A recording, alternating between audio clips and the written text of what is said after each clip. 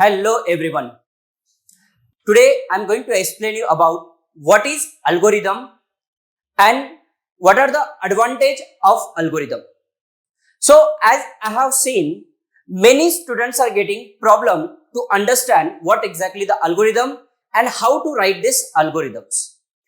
So let us start with this algorithm process. So first, what is algorithm? Algorithm is nothing but it is a step-by-step process to solve the problem. So if you are having a complex problem, to solve that, we will write some steps so that the problem will become easy. And every time that steps will give the accurate output and the same output, then it will called as algorithm. So let us write few points here.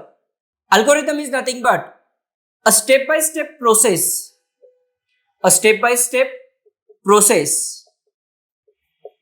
to solve a problem, is known as what? Algorithm. Point number 2, whenever we write the steps, so one very important thing is what? That problem should solve in a finite step. There should not be like, suppose example, one person is solving, it is taking lot of time and one person is doing same task quickly. So it is not called the algorithm. Algorithm means for every person, the output will be in the same manner and same time it will take it. So basically, what is the second part I will say? It will solve a problem in the finite steps. So it will have some limited step. It will not have some more step. And this algorithm will make program easy to understand this. Sir, how? Let me explain you with a simple example. Suppose imagine you want to take the admission in the degree. So can I take, suppose first standard student want to take admission in degree. Is it possible to take directly? No. There will be some steps he should follow. First, he should complete schooling. Then he should complete +2. Then he should write some examination for that particular degree. And then he will get admission in the degree. So it is nothing but some steps are there, and for everybody the steps will be same and outcome will become, he can take the admission in the degree. Similarly, if I want to explain in the form of programming, let us understand in a very simple manner. And the one important point, some student tell me, sir, I am trying to write the algorithm, my friend is also writing, but we are getting both different algorithm. Actually, algorithm is not different, might be the wording can be different. Let me explain you with a simple example. Let us start. Suppose example, imagine you want to do the addition of two numbers and you want to write the algorithm for that. So in the simple manner, in mathematics, if I say I am having the two number 10 and 20, I want to do the addition. How I do? 10 plus 20. Am I right? So what are the things we require? We should read the number. We should store that number in any one of the variable. I will say A and B. Then I will do the addition and then I will print the addition. So these steps I am writing. The same step I will convert into the program. Let us write the step number 1. What is the step number 1 as per the program? We need the variables. So I will say, okay, step 1 will be the start. Because algorithm should start. So I will write step 1 as start. Step 2. What is step 2? Step 2 is nothing but declare the variable. What are the variables do you want? I want A and B. See, in some example, if you have seen, they will write directly A, B. It means A, B declared. Point number 3. After creating the variable, what is the thing we require? We need the value for this one. So what we need to do? We will say read A and B values. So declaration done, variable we have run. What is the next step we are having? Perform the sum. I will write step 4. Perform addition. Or simple I will say add A and B and store in C. How can I store? I will write C is equals to A plus B. You can ignore this writing part. Again, I am saying steps and wording you can change as per you. It is not necessary everybody should write the same wording. Wording can be changed, but steps will be same for everybody. Number 5, step 5. After reading, what we have to do? Display sum. Display sum. That is nothing but C. You can write this display C instead of sum. But just for understanding, I am writing sum. And the last and final stage, step 6. Start, here I will say 8. So what we have done? We are trying to write the algorithm to perform the addition of two numbers. So I hope it is very clear for you now. Now this is, sir, you will say, okay sir, I am able to write this kind of algorithm. But what if I am having some condition in my algorithm? So will it be that much easy? Answer is yes. So how to think about that? Let us see that one example. So as you know that most of you have done this same thing. Suppose I want to write the algorithm to find the biggest among 3 numbers. Am I right? So basically this is very common question when you go in the engineering. So what is my question? Read the 3 numbers and find biggest among 3. And find biggest among 3. Okay, that is my basically algorithm. This is my question and I want to convert this into the algorithm. So first you should understand what are the steps will come. So first I will try to do some rough work here so that I can write in a proper way. So starting point will be there, as you know, that is okay. Then I need to read the 3 number, that part is okay. But suppose example, if I am having A greater than B, this condition is there. If this condition is true, can I say directly A is biggest? Answer is no. It means what? If this condition is true, then I need to check with the A with C also. So I should write some step. Imagine this step is suppose example 3. And I will write step 5 suppose. Step 5. If this condition is true, I will divert this to A greater than C. Means if this condition is true, I will say go to step 5. Go to step 5. See, again I am saying condition you can write as per your requirement. If this condition is true, it is diverting at 5.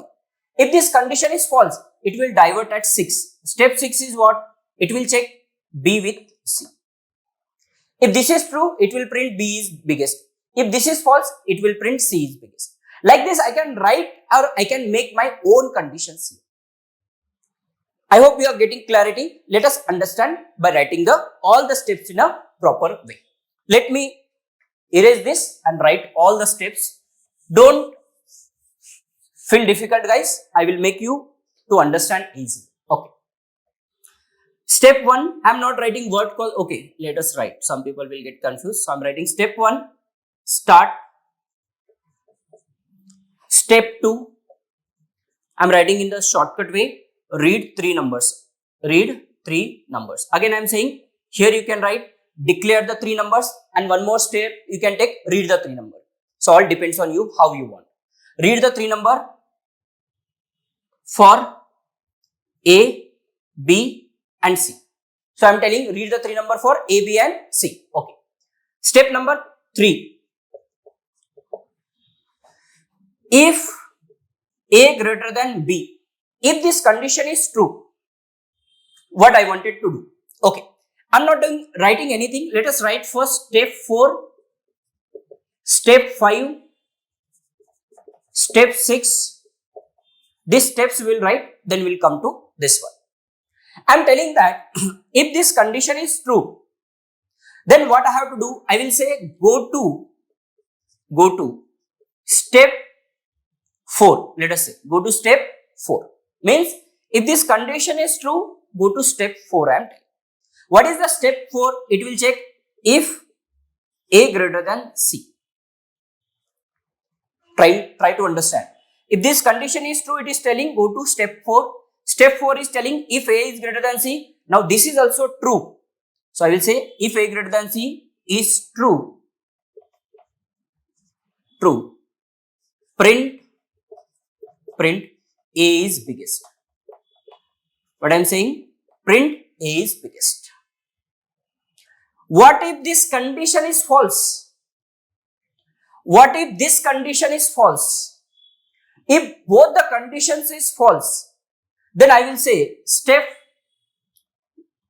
here I will say else go to step 5. If true, I will say if true is true, go to step 4, else go to 5. So right now, if it is true, it will come to the 4. If it is false, it will come to the 6. Similarly, if A greater than C is true, print A is biggest. Else, I will say else, you can write somewhere here, else go to step 5. So it is coming to step 5. Okay, let us take step 5 little down. Now, what is the step 5? It will check B with C. B with C. If this is true, I will say if B with greater than C. If this is true, I will write is true. Print B is biggest. Otherwise, I will say else print C is biggest. And the last step is step 6. What is the step 6? End. Now let us take the example and try to understand. Again, I am saying, guys, if you see in the different books, there will be different steps will be there. But outcome should come same. That is very important. Let us take some example. Whatever the numbers you want, 11, 15, A, B and C. And here I am writing suppose 12. Let us try with all the example. Right now B is true, biggest. Let us find with this algorithm.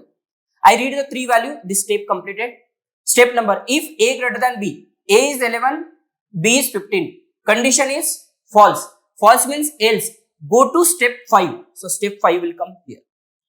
Now B greater than C. What is B? 15. What is C? 12. C greater than C. Is true? No. False means here. Print C is biggest. So C is biggest, that is 15 will come and program will end, that is stop. So step 1 is executing fine. Let us change the number. Let us take, this is 111, this is 15, this is 12. Means right now B was working. Let us try with A as a biggest. A greater than B. 111 greater than 15. Is true. Go to the step 4. It is coming here. A greater than C. 111 greater than 12. Is true. Yes. Print A is biggest and my program will get stopped, terminated. So print A is biggest and here we should write the exit concept. Okay. So automatically my program will not go to the next step there. So like this, we have to write the algorithm depends on our requirement. Now you can check, you can take 121 and let us write 111 greater than 15 is true. Yes, condition is true. Go to the step number 4. Step number 4 is here. A greater than C. What is A greater than C? 111 greater than 121 is false. False means go to the step number 5. It will come here. B greater than true. So B is 15 and C is 121 is true. Condition false. So it will print C is biggest. So that is 121. So like this, you can write the steps and wordings also you can change as per you. So don't get confused in the examinations or how to write on this. You can think by yourself, but make sure that everyone, if I am giving any values, it should give me the correct output with a correct proper number of steps. Every time if it is taking the same steps and if same number of time or same number of iteration I can say, then that is a correct algorithm. So when you go for the data structure, there are so many predefined algorithms are there. In my data structure series, we'll discuss about that things. I hope you got all your answers cleared. Now to understand about the flowchart, we will discuss flowchart in the next video. If any doubts are there, please comment me or mail me.